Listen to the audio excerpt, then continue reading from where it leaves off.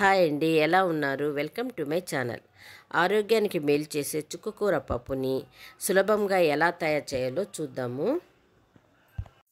చూడండి, ఈ గ్లాస్తో పప్పు తీసుకున్నాను, కందిపప్పు. దాన్ని వాష్ చేసి ఒక 10 మినిట్స్ నానబెట్టినాను. పప్పు చూడండి ఎంత బాగుందో. ఇప్పుడు నానితే బాగుంటుందన్నమాట. ఇప్పుడు దాంట్లో వాటర్ 3 గ్లాసెస్ వేసుకుందాము. 1 గ్లాసు కందిపప్పు కదా, చూడండి.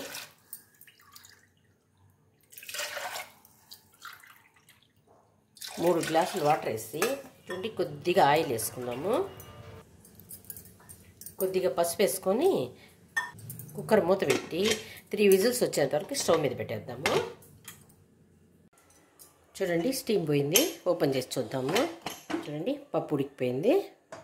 చూడండి, ఇప్పుడు స్టవ్ వెలిగించుకుందాము. ఇప్పుడు ఈ వెలుగుతుంది కదా స్టవ్. ఇప్పుడు కుక్కర్ పెట్టున్నాం కదా, దీంట్లో మనము 6 పచ్చిమిరపకాయలు ఇట్లా ముక్కలుగా దొరుకుకోవాలి. దీన్ని వేసేద్దాము. తర్వాత వచ్చి ఒక ఆనియన్ని ఇట్లా ముక్కలుగా దొరుకుకోవాలి. టమాటాలు ఒక 2 టమాటాలని మొత్తం దీంట్లో వేసేద్దాము. చూడండి, ఒక కట్ట ఈ చుక్కకూరని తీసుకున్నాను. బాగా వాష్ చేసి ఇట్లా ముక్కలుగా తరుక్కున్నాను. కాడలు ఎక్కువ తీసేసేయండి. ఇప్పుడు దాన్ని కూడా దీంట్లో వేసేద్దాం. మొత్తం దీంట్లో వేసేస్తాం. చూడండి, వేసిన తర్వాత ఇట్లా బాగా కలుపుకోవాలి. అట్లే ఒక 5 మినిట్స్ ఉడకబెడతాము. మూత అవసరం లేదు, ఇట్లే ఉడకనియండి. చూడండి, ఉడుకుతుంది. మధ్యలో అట్ట కలపెడదాము. పచ్చిమిరపకాయలు అంతా పచ్చి వాసన పోయేంత వరకు ఉడుకుతుంది. కొంతసేపు ఒక 5 మినిట్స్ ఉడికితే సరిపోతుంది అన్నమాట. చూడండి, ఉడుకుతూ ఉంటుంది. చూడండి, ఈ టైంలో కొద్దిగా 1/2 స్పూను ధనియాల పొడి, కొద్దిగా పసుపు, ముందు వేసినాం కదా, కొద్దిగా పసుపు వేసి కొంచెంసేపు కలపెడతాం. మనం పోసిన వాటర్ సరిపోతుంది. ఈ పప్పు చాలా బాగుంటుంది. హెల్త్కి చుక్కకూర చాలా మంచిది కదా.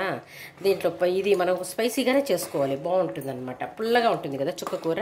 అప్పుడు మనం కొద్ది కారం ఎక్కువ వేసుకుంటే భలే బాగుంటుంది. దీంట్లో నెయ్యి వేసుకొని తింటే సూపర్గా ఉంటుంది అనమాట. చూడండి ఎంత బాగుందో, స్మెల్ ఎంత బాగుందో. ఉడుకుతా అంటే భలే మంచి స్మెల్ వస్తుంది.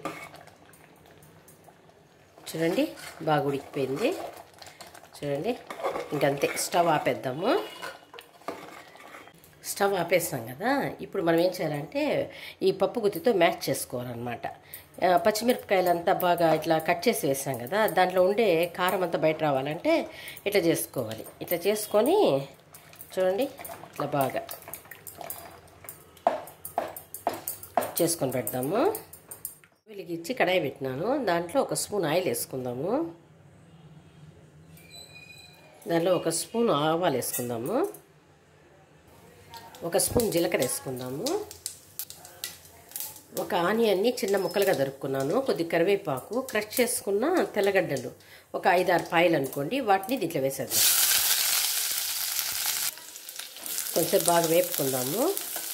గోల్డెన్ కలర్ వచ్చేంత వరకు వేపుకుందాం. Light golden colour. కొద్దిగా ఇంగు వేసుకుందాము. 1/4 స్పూన్.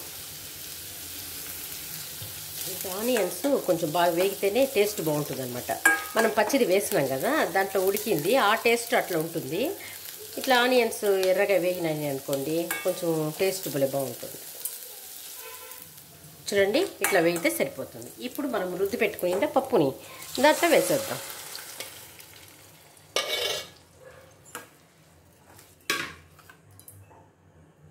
చూడండి, ఇప్పుడు మనము 1 స్పూన్ సాల్ట్ వేసుకుందాము. కొంతసేపు ఒక 2 మినిట్స్ అట్లా ఉడకనిద్దాం. చూడండి, 2 మినిట్స్ అయిపోయింది. ఇప్పుడు మనం సాల్ట్ చూసుకుందాము. కొద్దిగా కావాలి. చూడండి, 1/4 స్పూన్ వేస్తాను. చూడండి, అంతే. చూడండి, చుక్కకూర పప్పు రెడీ అయిపోయింది. ఇప్పుడు కొద్దిగా కొత్తిమీరని, తరుక్కున్న కొత్తిమీరని వేసేద్దాం. అంతే. చూడండి, చుక్కకూర పప్పు రెడీ అయిపోయింది. చాలా బాగుంది కదా. దీనికి చింతపండు అంత అవసరం లేదు. చుక్కకూర పుల్లగా ఉంటుంది కదా, దానికి సరిపోయేంత కారం వేసినాం కాబట్టి ఇంకా మనము చింతపండు వేసుకోవాల్సిన పని లేదనమాట. చూడండి, అంతే. స్టవ్ ఆపేస్తాము. సరిగా ఎంతో రుచిగా ఉన్న చుక్కకూర పప్పు రెడీ అయింది. మీరు ఒకసారి ట్రై చేయండి. ఈ వీడియో కనుక మీకు నచ్చినట్లయితే లైక్ చేయండి, షేర్ చేయండి, సబ్స్క్రైబ్ చేసుకోండి.